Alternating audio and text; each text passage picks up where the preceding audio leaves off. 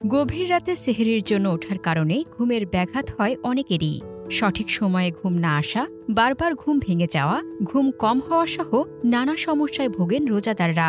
তাই এমন সমস্যার সমাধান ও গভীর ঘুমের নিশ্চয়তা পেতে মেনে চলতে পারেন কয়েকটি বিষয়। সারাদিন রোজা রেখে ইফতারের পর শরীর অনেকটাই নিস্তেজ হয়ে পড়ে। এই শরীরে ভোরে সেহরির জন্য ওঠা অনেকের জন্যই কষ্টকর। মনে রাখবেন, এই সমস্যার সমাধান দিতে পারে নিশ্চিন্তে ভালো ঘুম। রাতে ভালো ঘুম হলে সেহরিতে ভোরে উঠলেও আপনি থাকবেন অনেকটাই প্রাণবন্ত। এজন্য আপনাকে অবশ্য মেনে চলতে হবে কিছু বিষয়।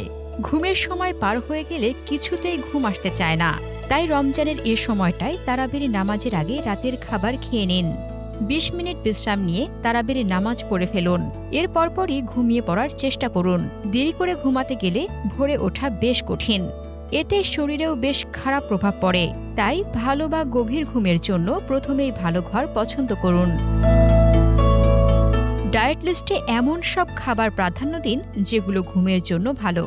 এজন্য ইফতারে খাবার তালিকায় রাখতে পারেন বাদাম, দুধ, আখরোট, মধু, কলা, ডিম কিংবা মিষ্টি আলু।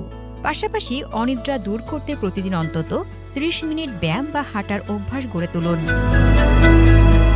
সঠিক সময়ে ঘুম আনতে ঘুমের ৪ ঘন্টা আগে কফি, সিগারেটের অভ্যাস আজই ত্যাগ করুন। পাশাপাশি রাতে এড়িয়ে চলুন তৈলাক্ত, ভারী, চিনি জাতীয় খাবার বা কার্বোহাইড্রেটযুক্ত পানীয়, যা হজম হতে বেশি সময় নেবে।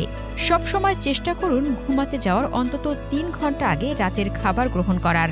প্রতিদিন এসব অভ্যাসের অনুশীলনে আপনি সঠিক সময়ে শান্তির ঘুমের দেখা পেয়ে যাবেন। সেই সঙ্গে ঘুম থেকে উঠে যেতে পারবেন সেহরির সঠিক সময়ের আগেই।